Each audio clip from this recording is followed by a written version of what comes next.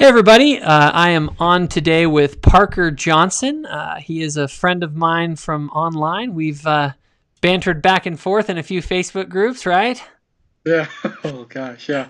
And one interesting thing about Parker, what is your situation with your hearing? Okay. I've had a lot of health issues. Holy crap! But so basically, I am completely, well, 90% completely deaf in my right ear, and about halfway deaf, 75, in my left ear. I have what's called bone anchored hearing aid, or BAHA. It's a little hearing aid that connects to titanium post in my head, where Wow. they basically bypass my eardrum because my eardrum is completely screwed up on the side. So, so, so when you grew up, were you able to hear? Were you actually like deaf growing up, where you couldn't hear anything, or when did you? No, I was go. It's kind of funny. I was really oblivious growing up because I had so many health issues, so many doctor appointments. I kind of just tuned everything out. Like I knew I was hearing impaired, but I didn't really connect it until I was in high school. Like I didn't really realize, hey, like if my friends were talking on this guy I can't hear them. Oh, crazy. So I need a hearing aid.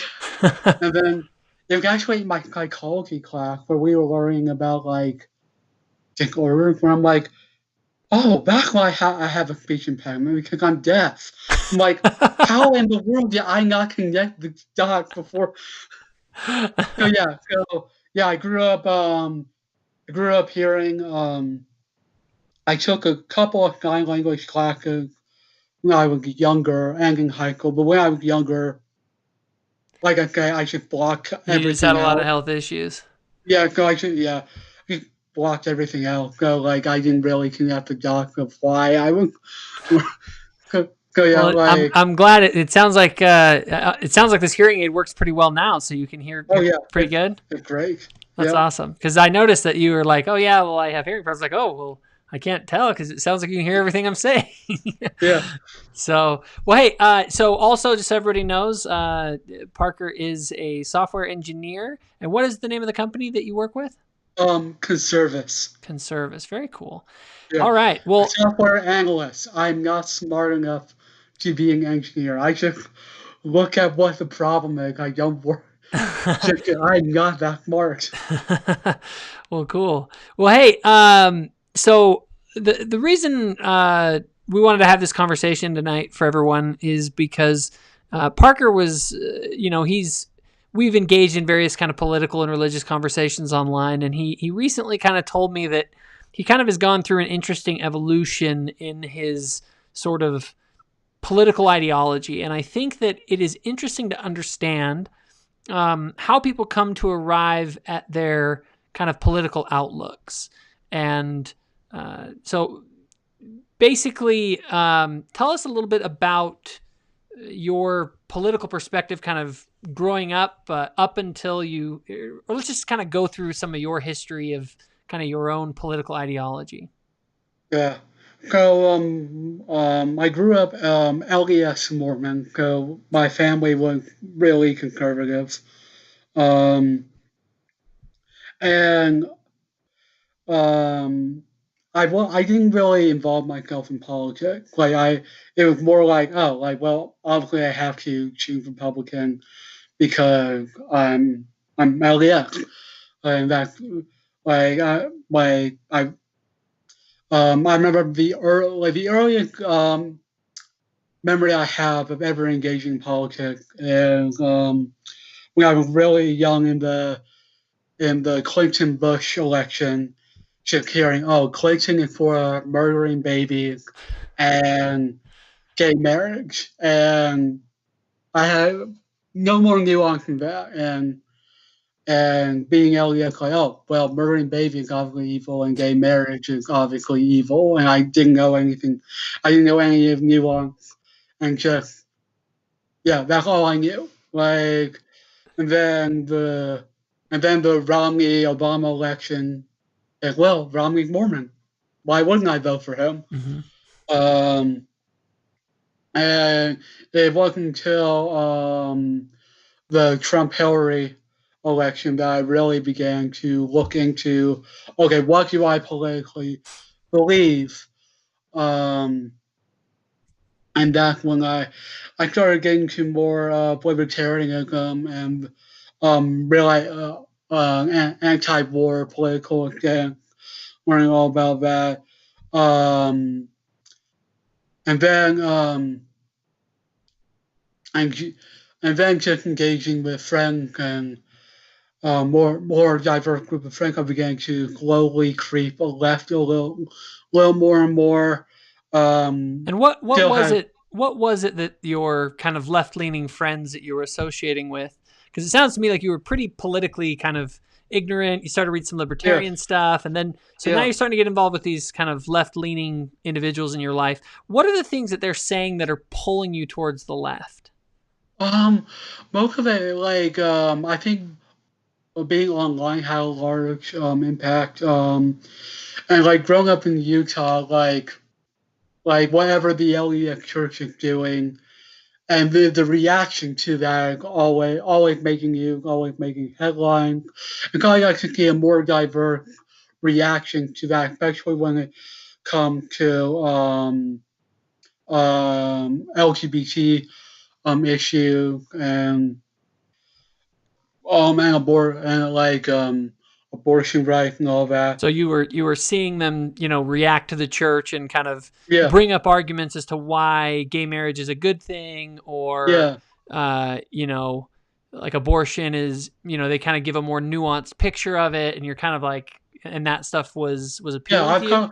I like coming from a libertarian stance, which is the government should involve in the most minimal way possible. I'm like, yeah, like yeah, why shouldn't gay people get married? Like it doesn't affect me. Like yeah, why shouldn't like and like yeah, why should the government get involved in abortion? Or why or and like from and it started with that. Then yeah, like well we should like well yeah like which general use of bathroom back. My thing would those are just bathroom like. Uh, we have yeah sure why not like or yeah like pronouns yeah well, for me it's like yeah sure why not and So you kind of grafted into the left leaning movement. yeah And so it sounds to me like a lot of it was focused on kind of LGBT stuff, yeah uh, gay marriage, and just yeah LGBT issues. Were there any other issues on the left that were particularly kind of? yeah kind of like this is the most political I've ever been in my life ever so I'm not very politically educated but just like the I think you remember during the beginning of the collection, I was really into Andrew Yang. Like he he probably like he's the only politician I've ever given like donation to, and like Mhm. the idea of we should help people. We should give people money so that they are more financially secure and they are able to rise out of the cycle of poverty. And his idea of more of an entrepreneur, him focus on entrepreneurship and not totally like okay, we want people to rise out of poverty, but we don't want to enable them, and like that really that really helped me, and like and at the time, basically the whole Democratic the DNC goal was how are we going to beat Trump? Like this Uh-huh. is all like and so I'm like, oh yeah, like that sounds good. And Like what was your reaction? I mean, or were you? And I guess I mean we don't have to talk about what you are exactly right now, but yeah, but what were your what I guess what role did Trump play in all of this equation? I I just got Trump as the huge bumbling buffoon. I like all I got was the media reaction to him. Um, I had a couple of conservative friend who like no like he can actually need it, like he can actually good for America. And I'm like, and all I see of him and him completely mocking the gable people, Hmm. calling people names, like being really, really divisive, like go And I think go that's out. a pretty common perspective. Yeah, Now my question is, I mean, I don't know if you're a full blown like MAGA Trump supporter now, but you did say that you've undergone somewhat of a shift in your thinking. So you find yourself leaning left. Well, actually, before we go into that, what affect did yeah. the Black Lives Matter kind of movement? I What? was I was super upset. It seemed like every day on news story, like, oh yeah, this black person got shot, or this thing happened with the police, or a video was surfaced of someone recording an encounter with the police, and and actually I was just super upset. I'm like, how, what, and at the time I'm like, I never had second civil rights movement on my 2020 bingo, like.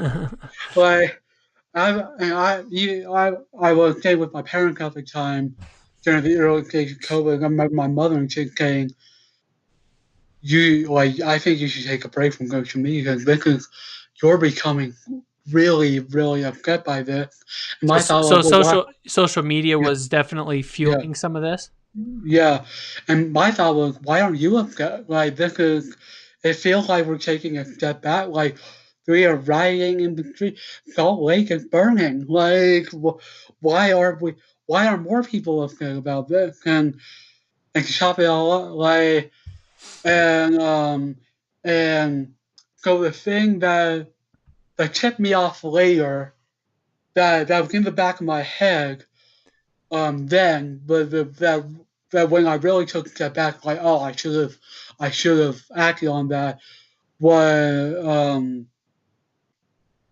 was um why am I instantly rejecting any other narratives than what is popular? Like, I remember one of my Facebook friends posted a Candace Owens video, of her reaction going to the death of George Floyd and the Black Lives Matter movement, and I rejected it. I'm like, okay, this is someone I should avoid listening to. And at the time, my the libertarian side in my head I was was about to going, say that's a ding, ding, very ding, ding, ding, ding, yeah. I ding, was going to say your this is libertarian a side's red got to be flag. going nuts when you're saying like, no, you can't listen to anyone else. Yeah, and so like I started going through like, okay, I can't listen to it, and like the whole time in the back of my head, like my libertarian guy was going, "You're thinking this. Why are like this isn't a good thing? Like you, like why are you thinking like this?" But I'm like, oh, but I want to have the moral high ground. I want to be like the second thing with the huge Black Lives Matter was Well, that real social quick, media. before you go on to that, you just said Yeah, something that I think is very important, and that yeah, is this idea of you wanted to have the moral high ground. yeah, So this was attached to your sense of your yeah, own moral yeah, goodness, yeah, and your moral goodness was attached to accepting these narratives, yeah, and those narratives help to reinforce your version that, well, I'm a good person, that's yeah, why Black Lives Matter. yeah. So I remember when the blackout social media thing was happening. I remember going, I remember thinking about it and going, having this war with myself, like I want to do this because I want to let people know that I'm not a white supremacist. Like I'm not a racist. And then there was the libertarian side of my mind, like, okay, why is everyone? First of all, why is it happen? Why is all this happening now? Like, if this is such a widespread problem, why is it happening now? Why? And if the and if like the if what they claim is this is a problem that not enough people are addressing, why is it the only thing I'm hearing about? Like, because I like even then I'm like, okay, like the narrative is we're ignoring the huge racially incorrect problematic thing going on. We currently are ignoring this while simultaneously this is the thing dominating our media right now. And I kind of understood that, but I want to have more high ground. So It I'm like definitely takes that. a moral recalibration Yeah, to because these are, I mean, that's the way it's framed. yeah, It's not framed that these people are incorrect, they're mistaken. It's that the people yeah, who think the other way are bad. And I think there's yeah, a big difference. I think on the right, the perspective is they're mistaken. yeah, Now, granted, some are like they're bad, but I think that yeah, there's more of that in the libertarian side, on conservative side, whereas on the other side of the spectrum, I think at least what we're seeing now within kind of the social justice movement is the moral component of your opposition is not just wrong, yeah, they're morally flawed. yeah, Is that a fair assessment? yeah. And I've noticed that on social media more now than now that we're closer to the election. But I started seeing narrative like, oh, if you don't like Black Lives Matter, you would have condemned Martin Luther King, or if you are not for Black Lives Matter, you are. If you're not anti-racist, you are racist. Like Mm-hmm. if you're not for Black Lives Matter, the movement, the message, the organization, what have you. Why? So here's the thing. Why Yeah, don't people question that more? Like, why do they just swallow it? I mean, it's like, well, the yeah, name is Black Lives Matter. It must be good. The name is anti-racist, but it's yeah, sort of like, I mean, is it just that they never actually look into the actual ideology itself? Because I could yeah, call myself like, we love puppies and sunshine, but then in practice we go and enslave people. Like, yeah, it's really good marketing to cover up something yeah. bad. I mean, why do you feel like people, or maybe even in your case, like, why didn't you go deeper initially? Why did you feel like you accepted it so readily? Because I think for me, like growing up from a religious background and from a believer in the Book of Mormon and the Doctrine and Covenant, in the Doctrine and Covenant, there and in Mormon history, there's significant on the law of concentration or the United Order, and like a lot of things that sound like what the left are proposing or propositioning, and So it echoed with some of your religious sentiments that yeah, you already had yeah, pre-existing, yeah, and your own and desires to just do good. You know. yeah, do good, and to have the moral high ground. Because if you spoke out about this, you're like, oh, you are complicit in white supremacy. You are racist. So there's a social aspect to it. I Yeah, would, you know, yeah, I definitely have felt that. Well, yeah, if you have the wrong opinion, yeah, there's a mob with pitchforks coming for you. And I yeah, figure in your case, did you have a lot of left leaning friends that would have? yeah. Like, yeah, definitely, yeah, definitely. Um, I don't think like my close friends would like to shun me, but there's a lot of online friends that were acquaintances that would, yeah.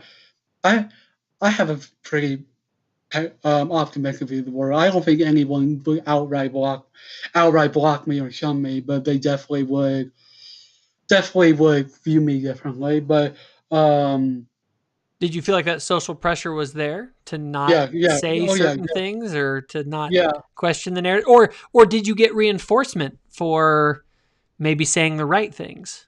yeah, mm, all the above. Yeah, I think we definitely in a culture of who are who are the heroes, who are the villains. Yeah, there's no, we're dividing. Oh man, we're dividing people into good people and Death Eater, to quote Harry Potter. There's like no in between. Yeah. Like, and so I would, yeah, so I would do the right thing. I actually ordered the book How to Be an Anti-Racist, but it was so long, it got lost in mail, I never got it. And so what really changed, I had Black Lives Matter on my profile picture. And so what was really interesting is a lot of people that belong to the particular Mormon movement that I were speaking out against all this stuff. And I'm like, wait, what? I thought, what's going on? And so I'm like, oh, okay, whatever. I started listening to my the friend left, and one day, my friend that I highly respect called me up and said, hey, so this person who works in a branch of the government, I'm not going to say what branch, he's giving a lecture on Black Lives, particularly on Black Lives Matter, and what I would like you to invite you to it. I'm like, yeah, okay, sure. I'm like, oh, I'm confident in what I believe in. And then the thought just kept coming to my head. And, and if I got to the point like, okay, this is the Holy Ghost. I need to go. I need to go into the. Huh. I need to go to this. And so I went, well, this is going to be how Trump is such a great and glorious person, how he's the modern reincarnation of Captain Moroni and all. So I went into it very, very negatively. And so this person stands up and he's like, the first thing I want to get out of the way is this is not a political lecture. I don't care if you're on the left or on the right. This is not a political. This is not political at all.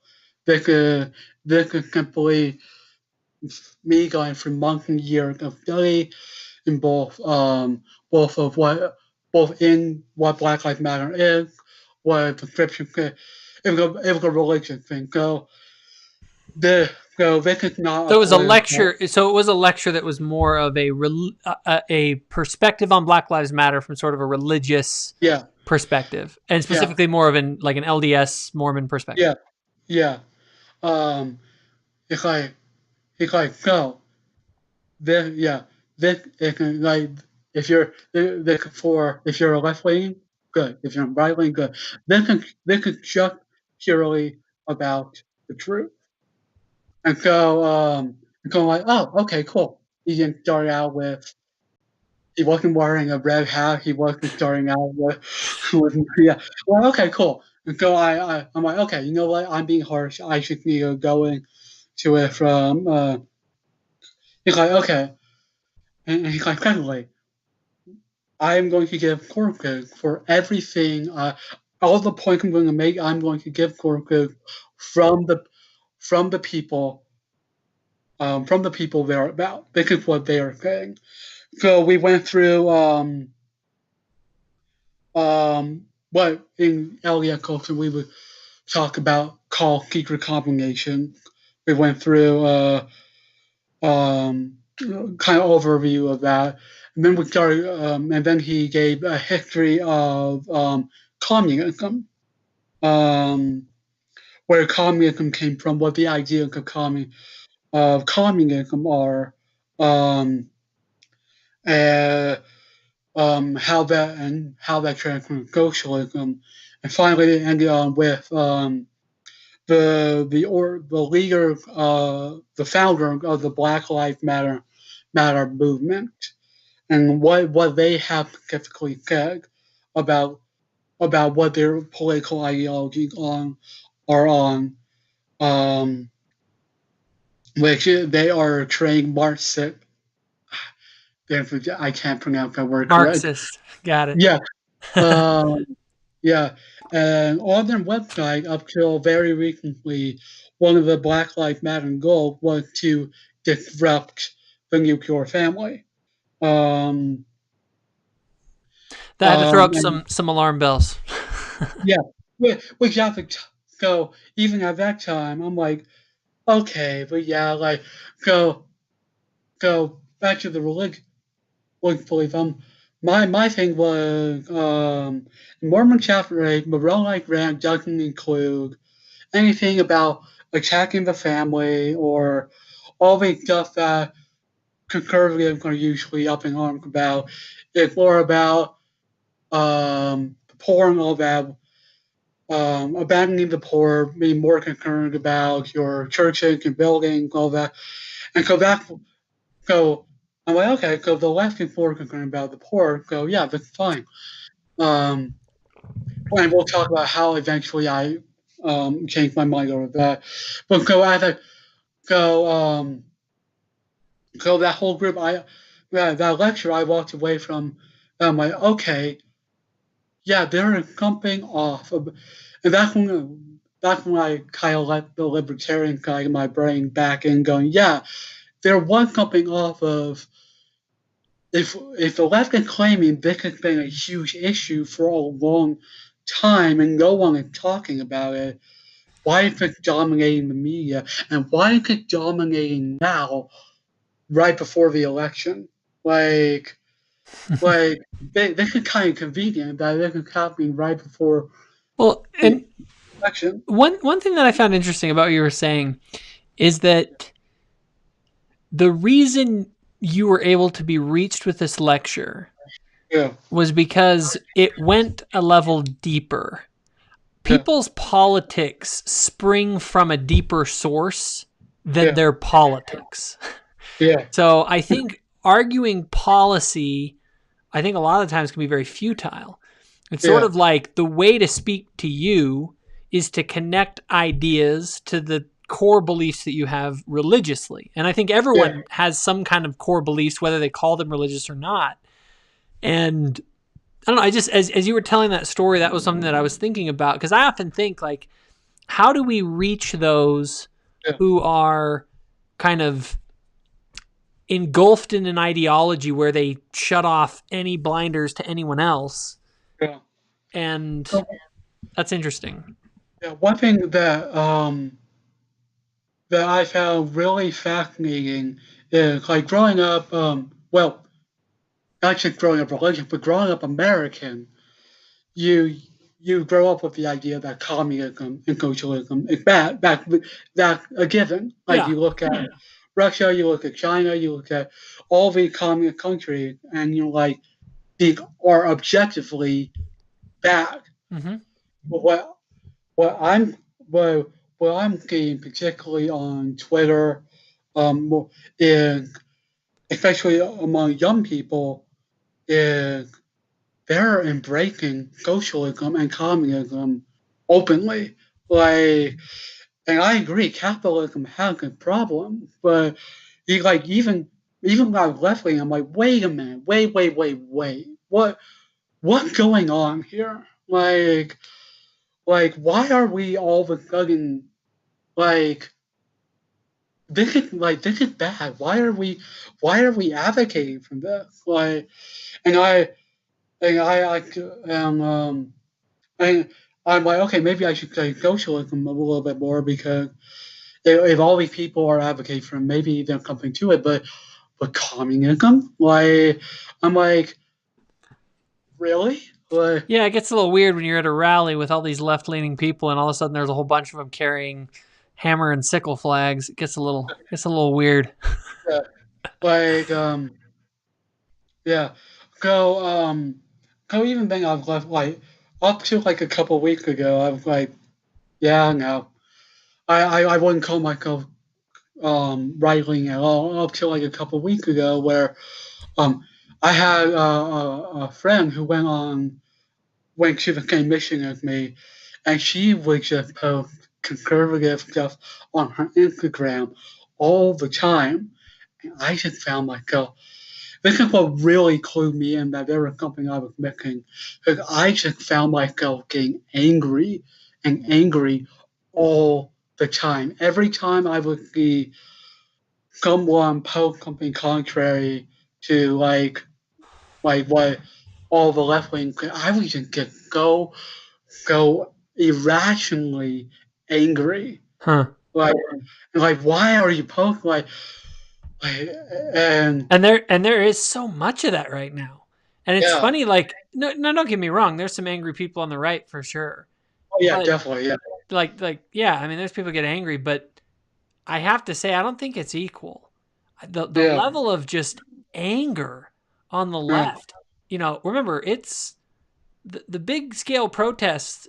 Protests are angry people. They're people that are yeah, upset. yeah, And that the center of the anger and the emotionalism. I mean, it's the ones on the left who have the videos of people screaming like in their cars and stuff. well, yeah, well, the left like to point out, well, we had the lockdown protest like a couple months ago, where like yeah, the people with guns were even though they were armed to the teeth and yelling, well, from what one video I saw, though, people were yelling, they weren't rioting and looting and all that. They were yelling, they were armed, and they were armed, but they didn't blow into massive violence Well, like the racial what protest. what's interesting when I look at some of this stuff too, because is that the level of violence and stuff. Yeah, there's some that happens on the left, some that happens on the right, but these, it's not Portland, Chicago, Philadelphia, New York, all of these places that have had large outbreaks of violence. Those were a bunch of Trump supporters. And but also I've also thought this. If I really believed that the police were out randomly hunting down black people, I'd be fine with a revolution. Like, it's time for a revolution. It's time to fight back. But the thing is that, and that's the problem, is that when you tell people lies and then they believe them, you got a real problem on your hands. Because, and that's where and everyone obviously has seen, I'm very, very active and posting and yelling and screaming. My whole thing is I'm trying to say, look, the narratives aren't true. Because once you believe the narratives, here's an interesting thing. My history book in high school was A People's History of the United States by Howard Zinn. Do you know, are you familiar at all with that book? I've heard the name. It's literally, the guy's like a communist, okay? Oh, yeah. And he writes an entire book on the history of the United States. And literally what it is, it's kind of like, and he's pretty open about it. It's like, I'm going to give the other side of the story to American history. And it's all about how America is bad. Yeah. And so on the radical left, the ideas are fundamentally that this country is bad. Yeah. And we need to fundamentally transform it. Yeah. Did you ever get to that point? I was almost there. Like,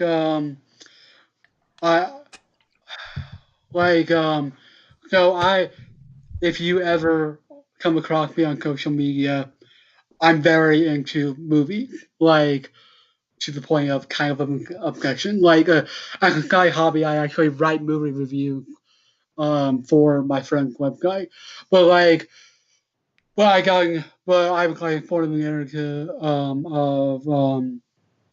we had a huge discussion. Okay, what movie about rape are actually white savior bad movies, and what movies about rape are good? Like, and we actually had a really good, really intelligent discussion about that.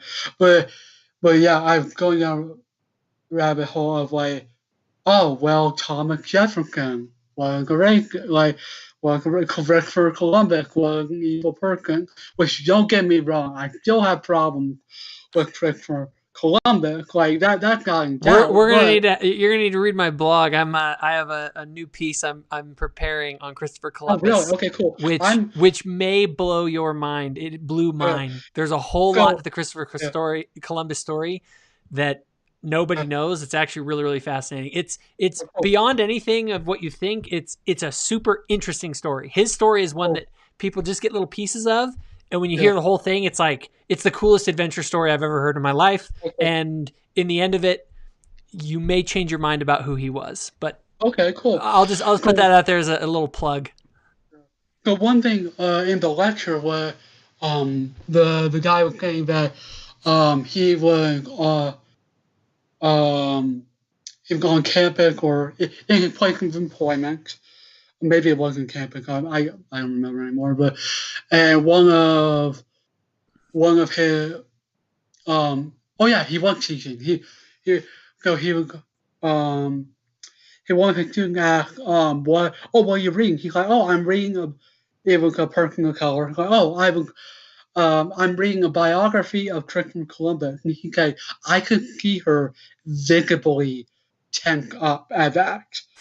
And like and and I knew that a conversation was going to happen sooner or later. And I was walking through campus um and she went up to me and she's like, "Why are you reading about Christopher Columbus?" And he's like, "Well, why shouldn't I?"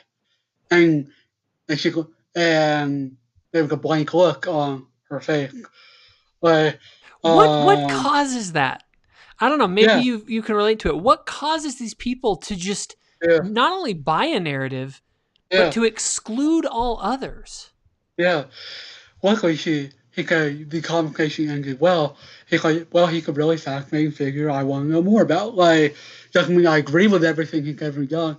And I think like I like during the whole thing, I kept coming to the back idea that people are looking for an enemy to fight against, so they can be on a moral high ground. They're Hmm. not, and I like that. I think Let me I let me actually let had me let me really quickly kind of restate that because I think that was a yeah very very big. That's an important point. The yeah idea is that people need a bad guy. yeah They need someone to fight against because if you're yeah not fighting against something, yeah it's almost like there's a human need to yeah have a cause for righteousness, and in the yeah cause of righteousness, there has to be an enemy, right? And yeah so it I mean, to me, and this is something that a lot of people have said, leftism is less of a political movement as it is a religious movement. it, I would say more of a cultural, but yeah because yeah definitely like in the yeah Because it has all these so moral connections. See, that's the thing that to me is really interesting about it is that yeah it's about a struggle between good and evil. It's not a yeah struggle about which policies are best.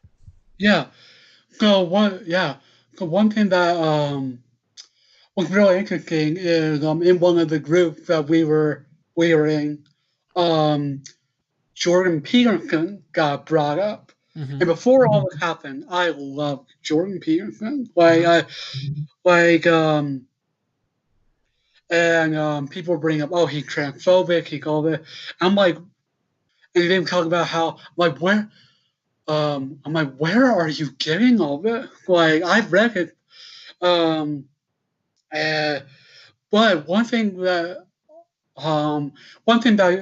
kind of brought out of that whole thing is because like I've seen people use well honestly now I look back I think I was looking at it wrong but at the time I was anyway I don't know how to explain but what I got out of that is people don't people will take truth and instead of applying it to themselves to make themselves better they'll apply an attacker to other people to push them down to make other themselves feel better instead of raising themselves up, really making themselves better. They'll go they'll push other people down Well, because they have that's a very kind of Christian idea that Jordan Peterson hits on is this idea of starting with yourself. Clean your yeah room. It's like he kind of always brings up and I always laugh about it. It's kind of like yeah you have a bunch of like what the heck does a 23-year-old know about the world? Like why so you took a few college classes and now you had to know how to fix the entire world when you can't even clean your own room or program an analog clock properly like and you're going to go out and solve complex social yeah and cultural relationship issues like shut yeah up sit down and listen a little bit before you yeah go out and try and change the world and make sure you got your narrative straight and especially in Yeah. our universities today. Oh my gosh. You go into Yeah. them and they're indoctrination factories. And what they do is they get these kids and they make these kids think that they know a lot. And, Yeah. and this is the thing though, this is what's killing me in the conversation in just the general conversation in society is what you were describing about your kind of blindness and unwillingness Yeah. to engage with the other side seriously, to truly understand their arguments. I'm a huge proponent of that, just so you know. One of the things I love to do, my thing is this, I have people I disagree with, but you'll watch me, I have it's like a trigger, like treats me out when someone says I don't understand what they're saying. Because here's the thing, I'm fine if I disagree with you. Yeah. I'm not fine if I don't understand you. I need to stop and I need to listen to make sure I understand. Now, understanding and agreement are not the same thing. Yeah. And so that's why I'm so big on the steel man. The idea of, like just recently, I deal a lot with anarchists, kind of anarcho-capitalist types. And so I have some understanding, but I really took some time to read their books. I wrote a couple of essays on it, giving their side of the story as good as I could. And I got a lot of them that were like, yeah, that's a great, that's really good. And I want to be able to make their arguments. But the people on the left seem to have an absolute aversion. Like you said, Candace Owen is kryptonite. It's just like, no! It's like, do you know what Candace Owen is saying? Like, it's fine. If you disagree with Candace Owens, more power to you. But tell me what she's saying. Do you even understand what she's saying? Because I don't think a lot of them do. They see a PragerU video and they're just like, you can't look at... And it's like, do you even know what these people are saying? Like, why are they wrong? Anyway, sorry. It's really funny because, I had, for a long time, I thought Ben Shapiro was a Nazi sympathizer, just the way people were describing him. Because when I hear people that I trust and I respect going, like Ben Shapiro, I look to Ben Shapiro, I'm like, wait, what? Isn't he that? No. I'm like, well, the thing is where did it come from? It came from people that you know and trust. And that I think is the problem. That's why I think we get this herd mentality, this mob mentality, where you have a bunch of people around you who you're friends with, hang out on the weekend, all that, and they're like, oh, he's a Nazi, he's a Nazi, he's a Nazi. You're like, oh, well, I guess he must be a Nazi. And and it's so weird. The left is supposed to be the side of open-mindedness, yet they're the side who's telling everyone, shut up, don't talk, don't listen to that person. You don't listen to Nazis. Yeah. So I think the thing that really, the thing that finally brought me around is I was going to vote for Jo Jorgensen. Cause I'm like, oh, she's libertarian. She's anti-war. Yeah. Cool. The thing that brought me around is I'm going through Instagram, going through people's stories, and my friend, my mission friend story, she had a video kept going. She's like, oh, I love her. And she had a small clip. I'm going to get through it. I'm like, I'm not going to get through it. That little clip. And that little clip, I'm like, I don't even remember what she's talking about. Now I think about it, I think she's talking about how the left treat the Democratic Party in particular, and the left treat black people as stupid. And I'm like, wait, what? And so I went on YouTube, I looked at that particular video, and she talked about how Joe Biden saying well, if you don't vote for me, you ain't black, and talking about basically how the Democratic Party basically tell black people, oh, well, you can't compete on your own, you need government handout, all this stuff. And that's really interesting. So I go to her YouTube channel and start from the beginning. Look to that. I'm like, wow, she's actually really intelligent, really articulate. I download her podcast. And about I knew Black Lives Matter was super suspect at this point. I'm like, wow, yeah. And what really got me is she on her podcast she had an interview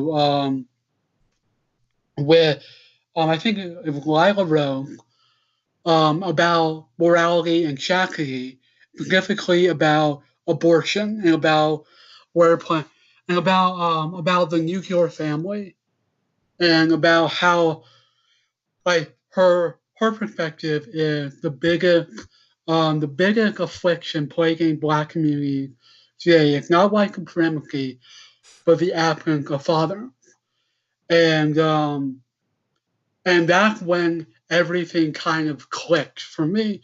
It because on the left you have huge emphasis on feminism, on LGBT issue, on transgender issue, and but it seems like the one thing that the one enemy they have is on men, fatherhood, and masculinity. Like they and that's when it all clicked for me, and I'm like, holy crap! Like she's right. Like like she talked about like it seems like it's like with the whole abortion argument is we all it's like and the second thing is her whole argument is about it's like the whole abortion argument is not about the right. It's about the refusal of responsibility. Like obviously there is, and I could believe obviously there is exception of like rape, where or real or where there's no other option, where the baby will die and the mother will die. I get that, but like she's like it seems like oh well I went out I had sex I don't want to be pregnant because I'm poor well they have no life, which on paper it's like oh you don't want your baby grow up, but really it's you you don't want you don't want to face the responsibility of you put yourself in a position where you could be pregnant Yep. and you don't want to carry that responsibility. And responsibility is a huge thing that Jordan Peterson talked about. That's when it all kind of clicked for me. I'm like, you know what? That's when you know what? Yeah, like they're communism, socialism, all like almost. And I say almost because I do think like that gay people should be married and the like because that has nothing to do with me. But I know I'll talk about that. But but I think the huge left is the huge thing is the left want right. They want people to agree with them without taking on responsibility. Yeah. Like And one little comment on that. So there are two issues yeah that you brought up that kind of turned the tide for you, or you really realized, wow, they're really off on that. yeah You brought up Black fathers. That's one that for me, same thing. I look at it and I go, the thing is I get it. We all want to stop racism and all that. Great, yeah wonderful. We're all against that. Like, okay, but yeah that's not the problem. When you get into okay, it's hard to emphasize enough that 70% single parent households, single moms raising kids, has never been ever in the history of mankind, never, ever, in the thousands of years, we have never had a society with that many single mothers. This is an experiment. It's an experiment in madness. Okay? yeah Anyone who knows anything about child psychology, who knows anything about the statistics of what happens in single mother homes. Now, I'm not saying that single moms can't do their best and that they're bad people. A lot of times they're derelict fathers that aren't in the lives. I get that. I feel bad for most of the single moms. That's not what I'm saying here. What I'm saying here, though, is to pretend that that is not the primary driver. I mean, you want to talk about wealth inequality between the... Why would you expect for population A, who is all single mothers, and population B, who's two-parent household with two incomes coming home, why would you expect wealth parity between them? And then you're going to say, oh, well, there's wealth inequality there. Must be racism. It's like, that's bullcrap. It's bullcrap on its face. We all know that. Because single motherhood explains nearly, not all, but nearly all of the pathologies in the Black community. And until that is corrected, We can't even have a discussion about the rest of it. Violent crime, poverty, delinquency in school, all of it. All of those things are connected to single motherhood. And those people are kind of like, well, you know, what they say is, yeah, you know, it's a problem, but, you know, racism. And it's like, no. When we're looking at what has the most significant cause, I'll tell you what right now. For your average black kid, growing up without your dad affects you a lot more than racism in the U.S. today. Like, by leaps and bounds. And then the other thing you mentioned, sorry, I'm just going to kind of hit on those two, is abortion. No problem. And you're right. Yeah. Abortion is very simple in my mind. Yeah. It's people who value casual sex more than they value human life. Yeah. Let me jump back on that. Go all before the racial stuff. I actually got my mind changed on abortion. I'm talking to my right-wing friend about it. I'm like, well, I'm pro, like, I agree, abortion is bad, but I don't think it should be outlawed. I'm pro-choice. I don't think it should be outlawed because I gave all the typical reasons. Well, if you have more abortion, well, we should. Well, I'm a pretty staunch conservative. I actually don't believe it should be completely banned. Interesting. Oh, really? Yeah. But I'm like, oh yeah, we should have better sex education, all that. Like, we should have like more. We should have more white access birth control. I still agree with that. You're right. So I had my friend was like, "Oh, me and my wife should watch Unplanned," and I rolled my eyes. I'm like, "Oh, that's right-wing propaganda." And they what? I'm sorry, I didn't hear that last part. Unplanned. It's a movie. Movie by the creator of God Not Dead. I'm like, oh, it's by the creator of God Not Dead. That movie, and I still can't buy that. God Not Dead is a ridiculous movie. There are way better movies that represent Christianity. But anyway, so I went home that night, and all night I kept getting this thought, like, you need, not I should, but you need to watch Unplanned. And it got to like 10:30 at night, and I'm like, crap, like this isn't my thought. And so I pulled it up on Amazon. And I watched it, and I'm like, oh, and that movie almost made me throw up. Excuse me. But just, it was so disturbing, and like just what late-term abortion actually is, and what not only what it is, but just people's attitudes towards it. Because at this point, I thought, oh yeah, no one wants abortion, and then I see like far left people wearing like, oh, I had this many abortions, or I got rid of the parasite, and this is what Candace Owens talks about. That really clarified it. If the left was just about trans people need to have rights, LGBT people need to have rights, that would be fine. I agree with that. Like, I agree, gay people should get married. I agree that the small percentage of people that actually suffer from gender dysphoria should be helped. But the thing with the left is that's not enough. They will attack the nuclear family. It's not just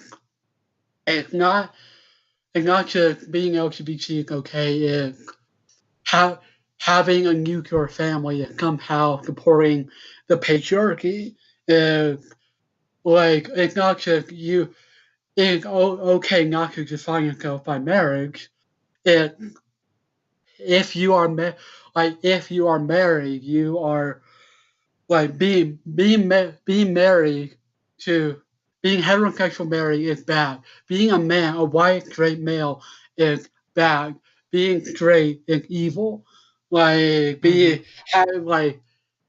Well, and what's interesting is in listening to your conversation and kind of your perspective and journey through this is it's people on the left. See, and this is the thing. I heard a good analogy once. Yeah. In the Catholic Church, most of the people who are in the pews on Sunday don't understand the deep doctrines of Thomas Aquinas. Yeah, They go to church on Sunday and they do their Catholic things because they want to be a good person and because they vaguely understand some of the basic ideas in Catholicism and are like, yeah, I like that. I'm good with it. I think that that's a good analogy to use to most people on the left. They aren't familiar with Ibram X. Kendi's How to Be an Anti-Racist philosophy. They're not familiar with let's say the theologians of the movement, right? Yeah. They're just the laity. They're just the regular people. They're not the theologians. The theologians are the Ibram Kendis, the Robin DiAngelos, the AOCs. These are the people with the big ideas that truly are radical and insane when you actually read and understand them in detail, right? But your average person just is going in and is, kind of like you. I'm a good person and I like gay people, so I got to be on the side that supports the gay people. And but my big question, or the theme that I'm seeing in here, is the way that you made the transformation was by exposing yourself to the other side's views and actually listening to the other side of the argument. And in my mind, that's kind of the question that I have. Okay. What frustrates me isn't so much that people disagree with me. It's that they don't understand. They don't even know what Candace Owens has to say. They don't understand the arguments from the right. And the thing is they're at such a surface level, but yet they're so like viscerally attached and angry. And I guess I just wanted to get your perspective on why is that, and how do we snap people out of that? How do we get people on the left to actually listen to the other side of the argument? Yeah, I think I honestly don't know. I think it's like they're brainwashed. Like okay, so it just comes down. One thing that really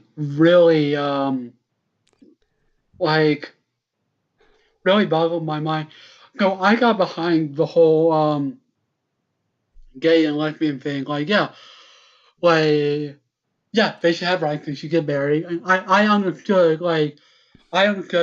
You are sexually attracted to who you're sexually attracted to. That's good. But I never really understood I never really understood transgender, or not maybe transgender isn't the right word, because I understand I understand kind of behind gender dysphoria. I never understood the whole gender fluidity, there's no gender, but there's also 58 gender as well. I'm like, I never got it. I'm like, okay, wait. I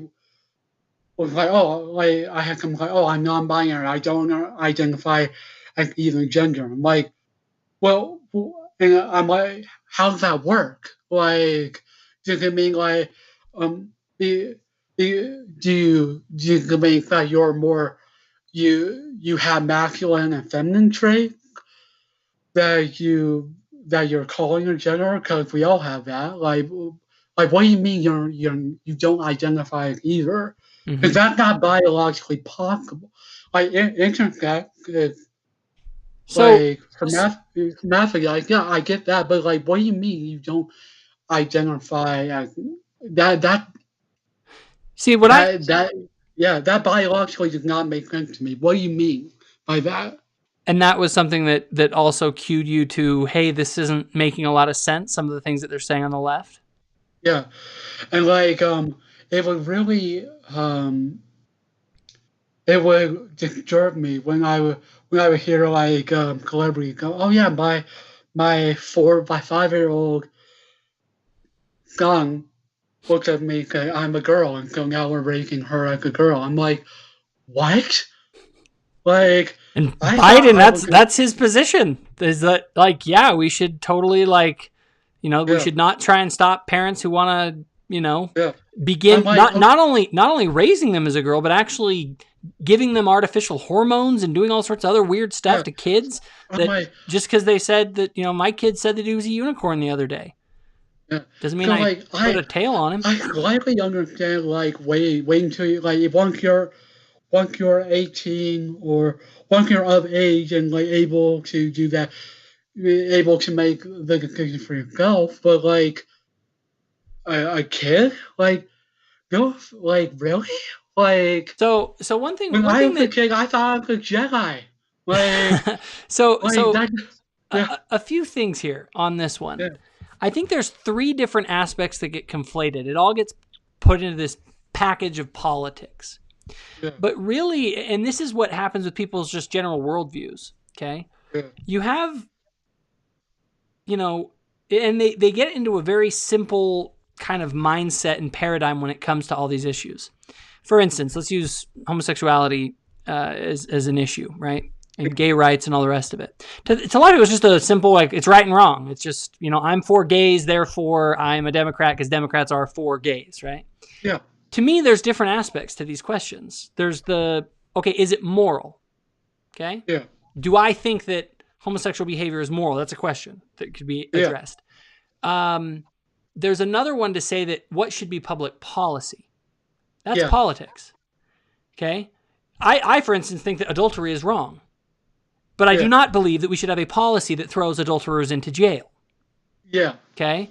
Now, so you can have both of those opinions at the same time. You can be against adultery, but also for letting adulterers go free. I can be morally, I can say that I do not agree morally with homosexual marriage, but I can also say, as a matter of public policy, I believe that we should allow people to enter into contracts with one another under the state. Now, whether those are called marriages or another, that's another issue that we can go into. But regardless, there is a moral dimension, there is a policy dimension, and there is also a dimension of just intellectually. You say you don't understand transgenderism. Does it mean you don't understand it morally?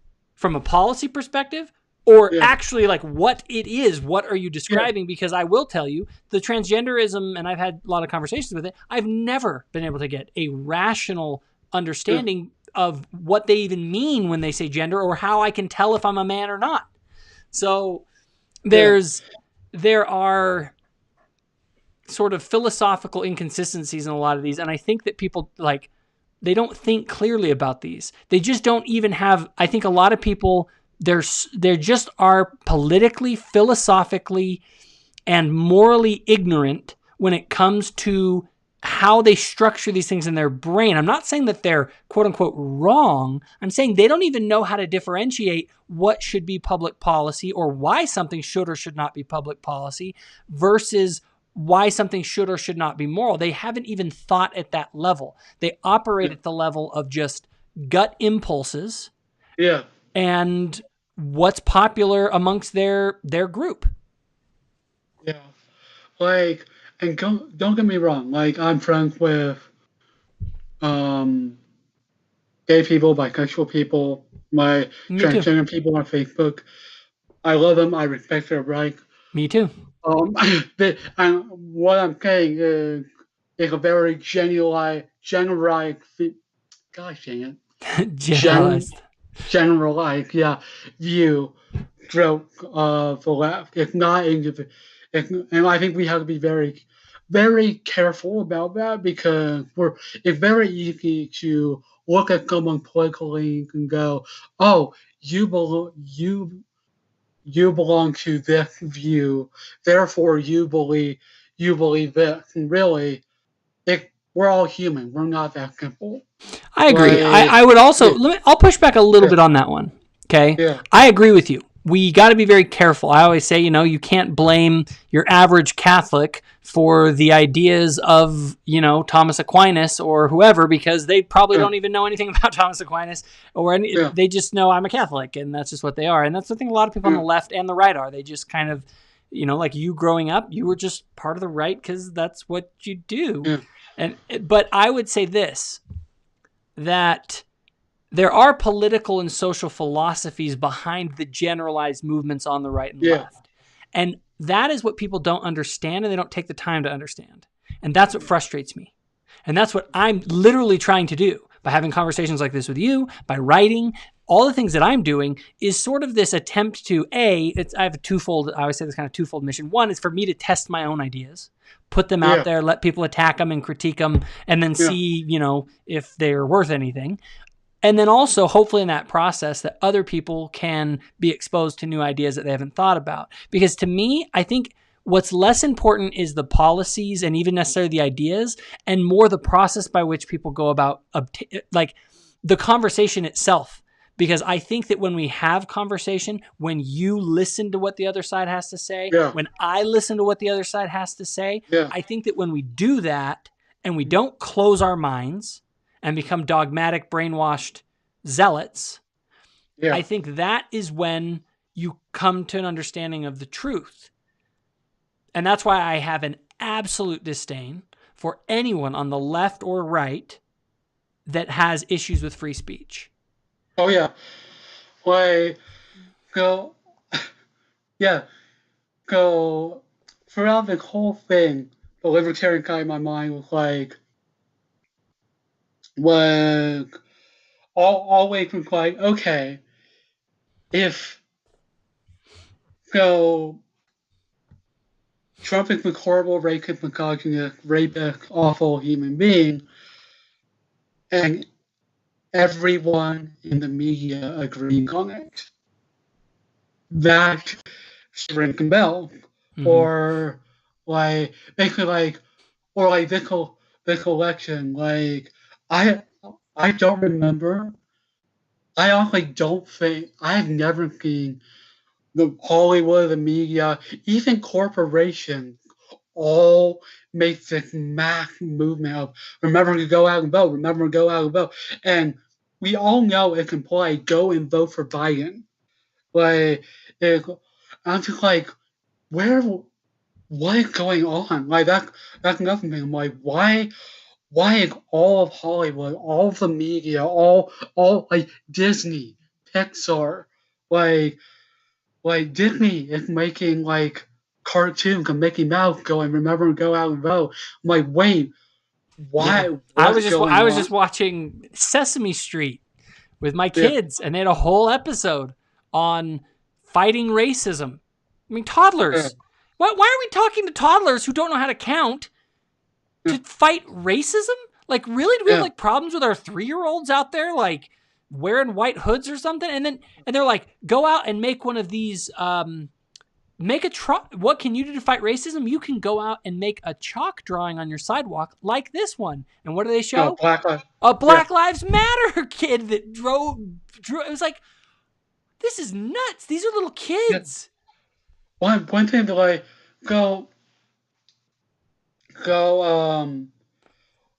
what? Yeah, all these things that have been going on, really confused me. Chris Pratt. Chris Pratt doesn't show up. Oh yeah, that's another thing. We have the cast of Star Trek, the cast of Hamilton, the Avenger cast, all doing the fundraising from Biden. I'm like, what the heck is going on? Why are not only artists but film, cast of film, particular film, giving fundraising, and Chris Pratt doesn't do it, and they go after him. They go after him from being a Christian. They go after him for not showing up. But they're the tolerant side. Yeah, they're open-minded. Why are you going after They're tolerant. Chris Pratt? And go with the election of Amy Barnett, is that her name? Amy Coney Barrett, yeah. Amy Barrett.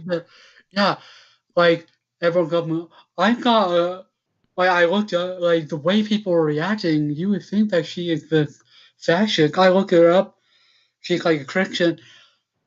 I have a cosplayer that I follow on Instagram have a story of her in tears. Literally in tears. See, and that's where there's this weird difference between the right and left right now. Okay, libertarians and people on the right we're kind of like, yeah, there's, it's wrong. There's, bad policy. Yeah. We don't like that.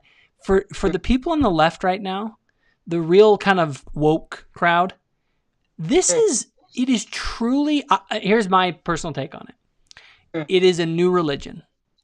It is a new moral framework and way to see the world and find meaning in your life. By embracing these causes and these ideas about justice, about oppression, about the good guys against the bad guys, and it's this new narrative that people are able to grab onto to make themselves, like you were saying, feel like they have not only the moral high ground, but moral meaning in their life. Like, people need a moral battle to fight.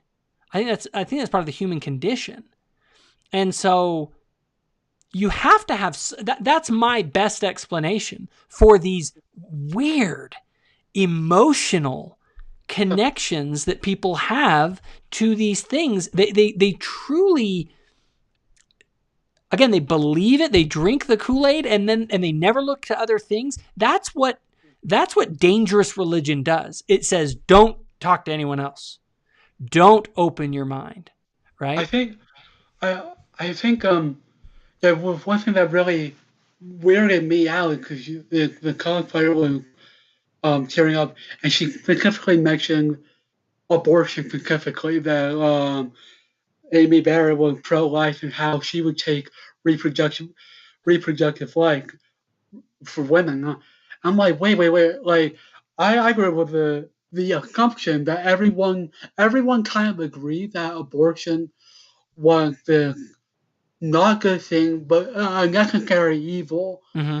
But more and more I see the left like celebrating. I'm like, okay, I get that you're not religious, but like in your weird witch, voodoo, whatever you believe, you still agree that creating life is a very spiritual, godlike or goddess-like or higher power is a very, very holy thing. The abortion is antithesis, but it's just really, and you, like, I want to be very clear, like, you don't have to believe in God. I have friends that are Irish pagans. Mm-hmm. I have friends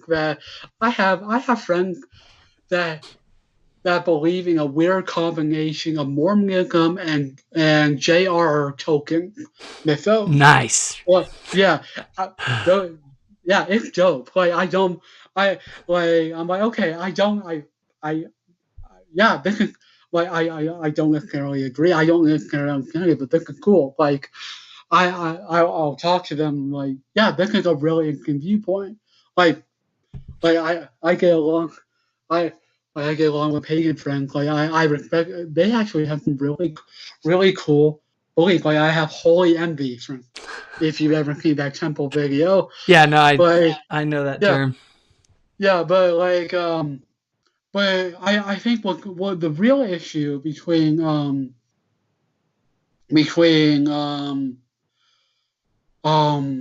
left and the real issue with the left is they want equality and they want the moral high ground without the responsibility of getting there. Mm-hmm. and without allowing for the agency of other people.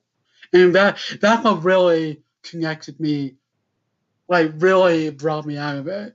And Jordan Peterson talked about, well, he's like, if you ask me nicely, I'll refer to any way you want. It's just when you expect me and for me write legislation to not only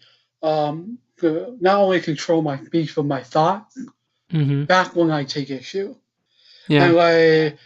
And that whole idea that if you're religion, especially if you're LDS, any branch of Mormonism, agency is what we believe. The whole war in heaven, basically our whole existence, even the ability of God to be God is based on agency. Well, yeah, and I mean that's even broader, I would say, even than an LDS conception. I think that's fundamentally a Christian idea. And that's where the idea of tolerance comes from. The idea is you tolerate people because you respect that they have agency and they can make decisions as long as those decisions aren't hurting someone else, right? Yeah. And so, to me, as I look at all this, and we're going to kind of wrap this up. I think we're getting about the time where we should wrap it up. Yeah. But you're right. I mean, when you really explore the philosophy of the left, which I think people need to understand, you don't need to just, to use that example again, just like go to Catholic Mass and just, call it good. You need to read your theologians, okay? You need to critically examine the ideas of Ibram Kendi. You need to critically examine these radical notions. You need to read a people's history of the United States. You need to be aware of those, but then you need to do something else. You need to go read their critics. You need to listen to both sides of the story. And that's where I think that is the recurring theme in all of this, that I think libertarians, conservatives, and liberal kind of left-leaners should be able to unite around that. Around the idea that that's a unifying principle that I think still has pretty broad support amongst a lot of people. Now, I think a lot of the left and even some of the extreme right might be hostile towards free speech ideas. However, anyone who's hostile towards free speech that should be a red flag, because they are telling you to stop thinking. And when you don't spend the time to understand both sides of the argument, when someone's telling you don't listen to Candace Owens, I'll never tell someone not to listen to Ibram Kendi. I'll tell them, go read them, come back, and let's have a conversation, because I would love to talk to you about the ideas of Ibram Kendi and how they compare with Enlightenment philosophy, Christianity, and all sorts of other ideas that basically show that this guy's absolutely insane. I always like to use him. He's one of my favorite guys because I just think he's so bat shit crazy. It's not even funny. So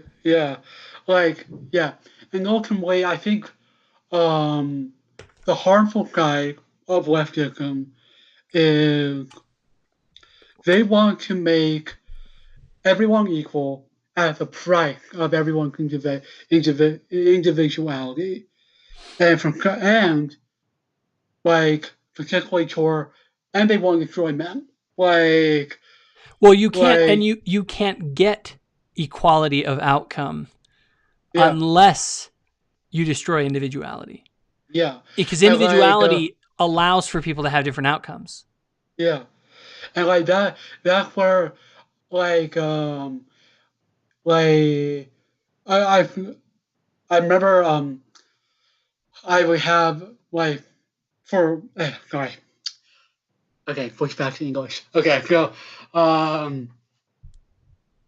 my friend who I write movies with you for, we would talk, and he would say, "Oh well, RJ, your generation, our generation, really entitled." I would get offended, but what?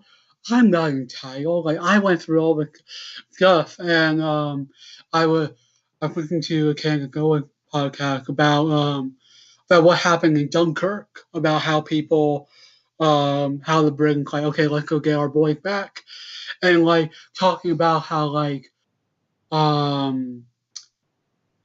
we were our generation entitled, we haven't gone through anything harrowing like that. We're going through COVID-19, but we're staying home and watching Netflix. But she talked about inculcating when, or the way Democrats pander to my community is, we'll give you a handout. You can't do this on your own. How they pander to minorities. You can't do this on your own. And that's when it kind of clicked. Everything from Jordan Peterson and everything from Canada Going kind of clicked. And all the whole right philosophy of you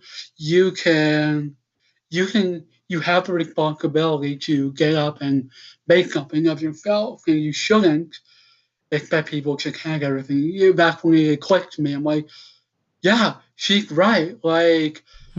That's what makes life worth living. And I think I think that is where, and I think we'll kind of wrap up on this point. The idea here is in your journey, I feel like what reached you, and maybe you'll agree with this, is that they spoke to you on kind of a deeper level. Like these ideas of responsibility, of agency, of family, they touched on the values that you have deep down. And I actually think most people deep down, even on the left, have good values. The thing is that those values get manipulated into crazy ideas, policies, and movements that want to do things that are contrary to those values. And I just think that is what we need to be aware of. And if you're on the left, I think you owe it to yourself to, anyone who's on the left, they owe it to themselves to go back and really examine why would they believe what they do, and to listen to the other side so that they can be sure that they are well informed and that they can articulate their arguments and the arguments of the other side. Yeah. I think if I could put all like what I've learned in like one statement is we as human beings, as God's children, are all searching for meaning in our life. And we should be able, and to find that meaning, we should look within ourselves and toward a higher power, God, love, like first and foremost, before we try to define it for others. Mm-hmm. And I think that's a huge problem with the left. They try to go, oh, well, in order to be equal, you have to believe it. You have to do it rather than this is what I believe. This is how I'm going to live my life. This is my you are free.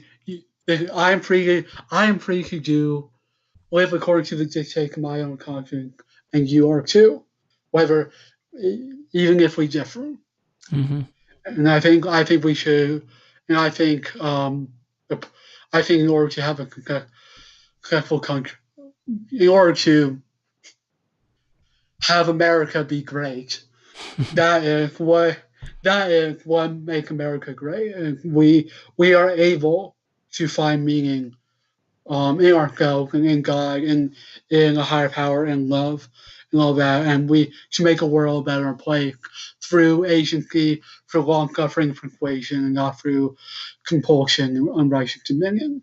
Absolutely. Well, I think that's worth ending on right there. I think that was a good thing to say. Well, I want to thank you, Parker, for coming on. Also, anybody who wants to follow some of this stuff, I have my YouTube channel with Southpaw Media. You can look me up on YouTube. Also, I now have 2 different websites on religious topics. I have thoughtful-faith.com. You can read various articles and essays that I've written, and I do invite others to write on those. And then I have the southpawblog.com, which deals with more social and political topics. So that's my shameless plug for the end of the episode. But Parker, thanks again for coming on, and look forward to continuing to cross paths with you on the line. Thanks, bud.